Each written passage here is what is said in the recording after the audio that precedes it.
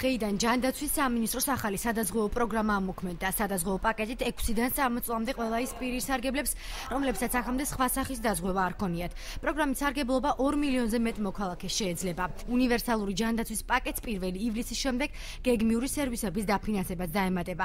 საქართველოს ჯანდაცვის სამინისტროს წლევანდელი ბიუჯეტი 635 მილიონ ლარს შეადგენს. საქართველოს ყველა მოქალაქეს, რომელიც დღეის მონაცემით არ მონაწილეობდა სხვა რომელიმე სადაზღვევო პროგრამაში, შეუძლია ისარგებლოს მოცემული პროგრამით, რომელიც მოიცავს ამბულატორიულ, გადაუდებელ ამბულატორიულ და სტაციონარულ გადაუდებელ, ეგრეთ წოდებულ ურგენტულ მომსახურებას. ახალ სახელმწიფო დაზღვევაში სადაზღვევო კომპანიები არ მონაწილეობენ, მაშინ მთლიანად სახელმწიფო იქნება ჩართული. სადაზღვევო კომპანიებთან უკვე დადებული ხელშეკრულების მოშლა კი დაზღვეულ ბენეფიციარს შეუძლია.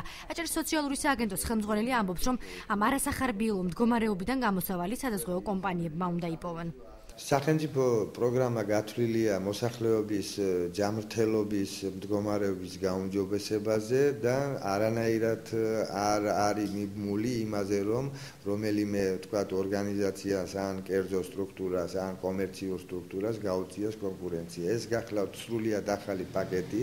GPA ჰოლდინგის წარმომადგენელი თინათინ სტამბოლიშვილი ჩვენთან საუბარში ამბობს, რომ ხელშეკრულების მოშლა მარტივად არ ხდება, რადგან მხარეებს ერთმანეთთან პასუხისმგებლობა აქვთ.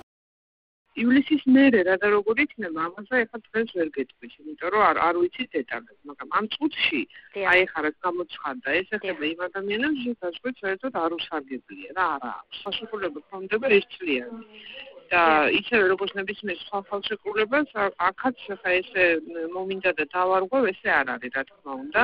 და ამას თავისი სანქციებია ყველა ხელშეკრულების დარღვევაზე. რესპუბლიკური საავადმყოფოს ამბულატორიული დიაგნოსტიკის დეპარტამენტის უფროსის გიაკი კაბიძის თქმით, დღეს 3 პაციენტმა საავადმყოფოში ახალი დაზღვევით მომსახურება უკვე მიიღო. კლინიკებთან ურთიერთობა, რომლებიც ახალი დაზღვევის შემდეგ არათანაბარ პირობებში აღმოჩნდებიან, ჯანდაცვის სამინისტრო უნდა დაარეგულიროს. ჩვენ ვართ უკვე ისეთ სხვადასხვა მდგომარეობაში, კერძო კლინიკა თავისი აღჭურვილობით და მატერიალურ-ტექნიკური ბაზით რესპუბლიკურს ნამდვილად ჯობია, მაგრამ მიუხედავად იმისა, რომ გაიხსნა რეფერალური საავადმყოფო ბათუმში, რესპუბლიკურ საავადმყოფოში არის პაციენტების გარკვეული რაოდენობა, ვინც მოდის, ვხებულობთ, მუშაობთ, კეთდება ოპერაციები, გვაქვს ურგენტული შემთხვევები.